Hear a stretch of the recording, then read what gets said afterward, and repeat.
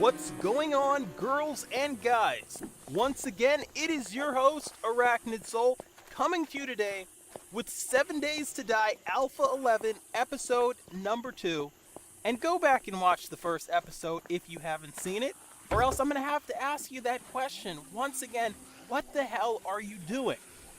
Oh, we're going to talk about this in a second. The Fire Axe, one of the best things you can find in this game. But let's right off the top talk about it. Hit that like, give me a thumbs up, and don't forget, after you've watched this video, leave a comment in the comment section. I want to hear from you. I want to know what everybody out there thinks I should be doing on this game. Episode 2, more zombie survival. Now, the last time I left you, we had this same bow. Hold on a second here. Come on. There we go. We need that clean headshot. We need that clean to start this. There we go. Now we can officially start this episode. The last time I left all of you, episode number 1, at the end of the episode, I had just made this bow and arrow. Didn't really know what I was doing. Since then, I figured it out a little bit. And also I figured, you know what? We wandered through the forest a lot. Let me just skip ahead. Let's just find a village. Let's just find a community, a city, a town. And that's where episode number 2 is set. That is what you're watching right now. Now, what I'd like to do is get something going. I'd like to fortify a base. I'd like to make a home for myself. Unfortunately, this place is overrun with zombies. So I need to come up with some kind of winning strategy to either get rid of the zombies or maybe move on. Damn it. There's so many guys there, I couldn't even finish off that big, tanky Captain Lou Albano looking dude. Look at that. Look at... That was beautiful. Go back, rewind that. That's the headshot of the year right there on this game. I don't care what anybody's saying. And as you just saw, I leveled up. That is a new feature they've added to this game. Another feature they've added to this game is the weapons have different colors. And the different colors, you see the bar under each of the weapons, each of the items. It tells you how strong the weapon is and how good the weapon is. Purple is what you look for. That's the best color. You can see the fire axe I have there is orange, or from, for the people in New York, orange. You can see that wooden club that I'm purposefully banging on the tree to make noise to try to attack the... Excuse me, easy for me to say. To try to attract these zombies is yellow, and that means that it's a little bit weaker. Now, the fire axe is one of the best things you can get in this game, early game.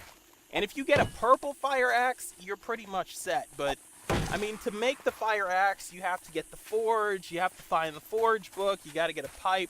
It's a whole thing. But I've got the fire axe right now. What I need to do is try to rope-a-dope these guys. And not in that Ali sense. I'm not gonna sit there and let them swing at me and take damage. I'm not gonna let myself get infected. What I mean is I need to make a lot of noise, jumping up and down, doing whatever I can to attract them, trying to get them out of the town, because basically the zombies will follow you. And once you disappear, they assume that you're going in a straight line. They'll keep going in that direction. For the most part, they are getting smarter on this game. But if you can make a big enough circle down the other side of a hill and circle up behind them, they'll keep going straight, and then all of a sudden you notice there's no zombies around you anymore. I think I have managed to get rid of that horde. Unfortunately, you see them all here. They're all on the street, and once one of these zombies makes a noise, then everybody's going to know I'm over here. So I'm going to have to switch up my strategy a bit. I don't think I'm going to shoot anybody yet. Let me just try to run over here. Like I said before in previous episodes, what I try to do is I'm going to try to chop down some wood. I'm going to try to make some wooden frames. So that way when I go into a house, I can block up the entrance. And that way it's going to give me a little bit more time, not much, but before the zombies get in so I can loot. And also, always a good idea to pick up these flowers, make some goldenrod tea. I'll tell everybody about that in a future episode.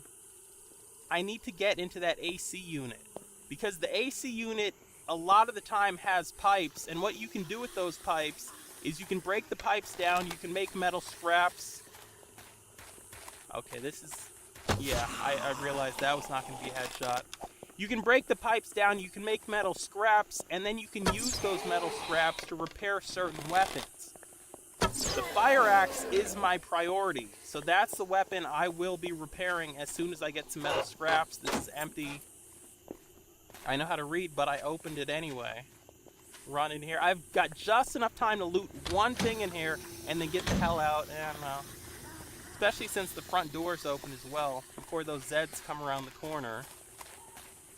See, a lot of the time you can find good stuff in cars as well. You can find augers, you can find gasoline.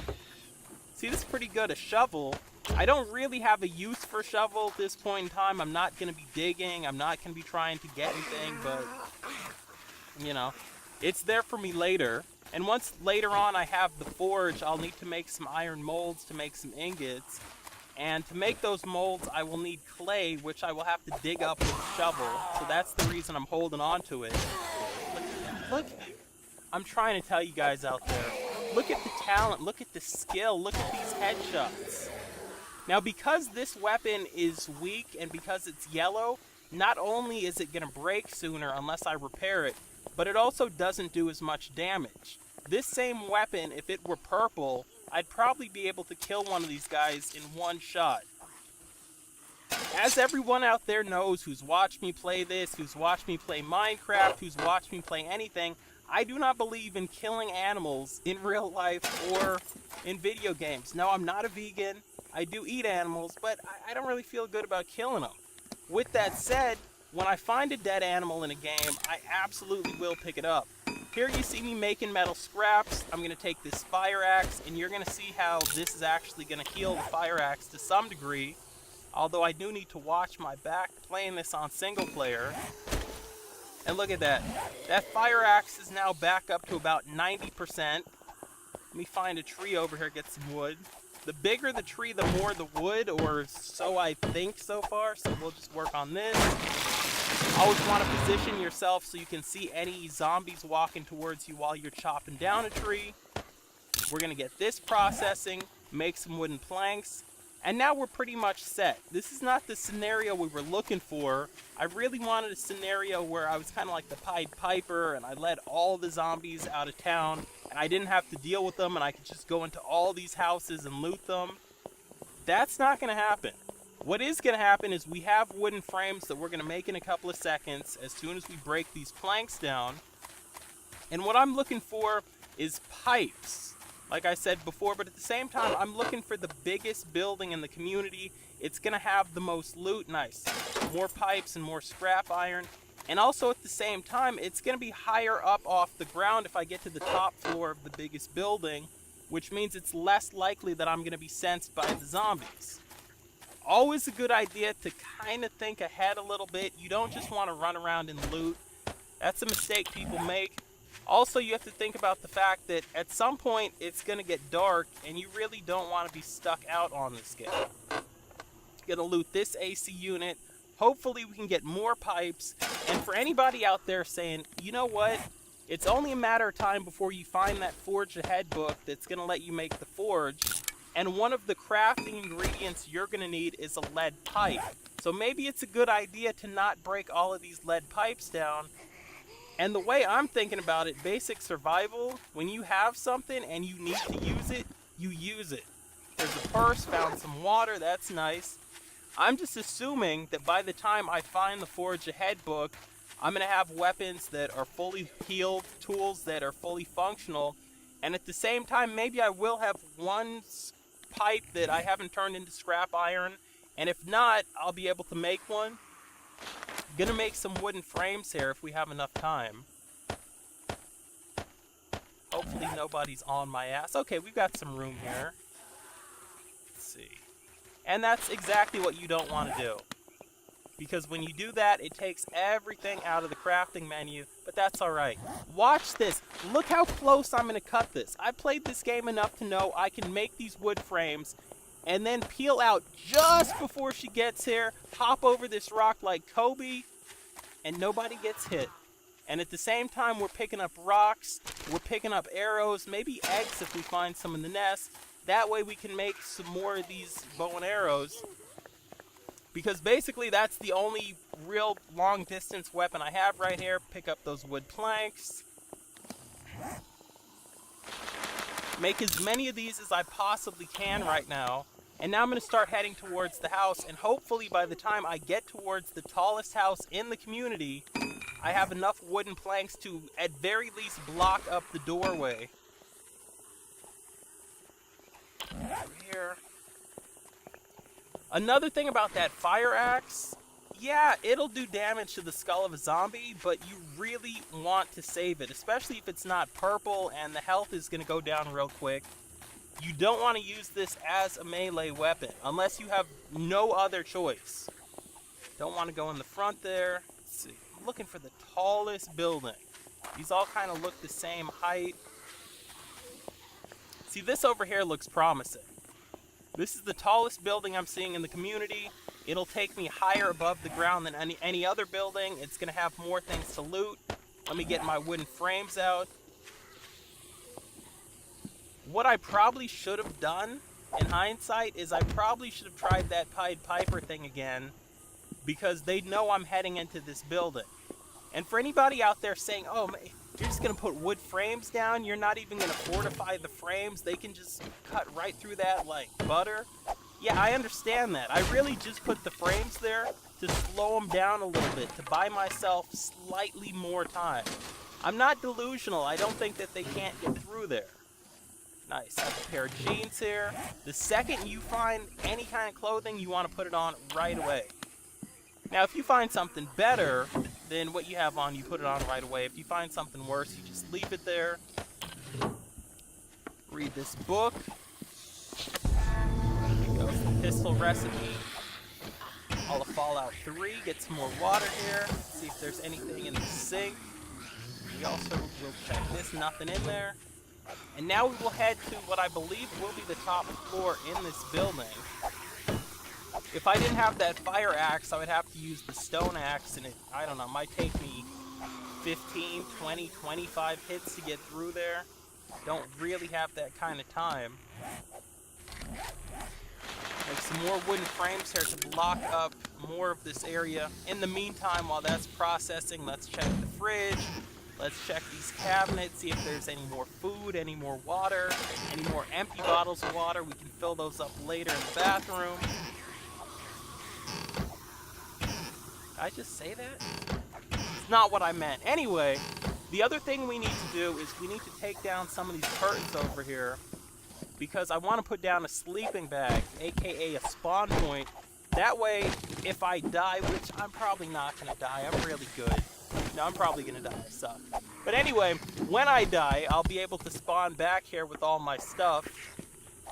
And I won't have to worry about spawning somewhere in the random gen map far away and then having to try to track back here and getting attacked by dogs and all of that nonsense. Making the sleeping bag, let's go ahead and break through here in the meantime.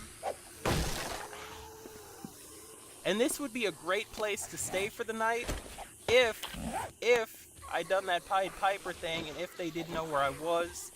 Put down the sleeping bag here, and then we're just gonna recon this area. That moment you spend material making a sleeping bag to put down a spawn point, and then go into the next room and see that there's a bed you could have used as a spawn point, and you could have used that material to make clothing. Talking about clothing, here's some gloves. They're not the best thing in the world, but it is a little bit more armor. Nothing going on in there. I could take down those curtains, but to be real honest with you, I didn't want to use the fire axe. I'll just take these down. I don't really need them for anything right now. There is a sense of urgency. What the hell, I'll do it anyway. But I'm not taking down all the curtains. Just gonna make some cloth chest armor here. Pretty much like the weakest armor you can make for your chest in this game, but early game when you really don't have a lot of options, it's the best thing to do. Check this up, and now you're gonna see what I meant when I said we could fill up those empty bottles in the bathroom. This is what I meant. I meant we can get some of this nice, clean, pure, fresh water out of that loo.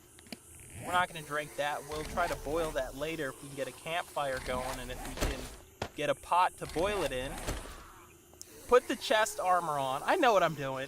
By the way, anybody out there who's saying you're carrying around that dead rabbit and you've been yelling at the screen, at your smartphone, at your tablet, at your computer monitor, what have you for the past 10 minutes, I know they can smell it. I know the zombies can smell it.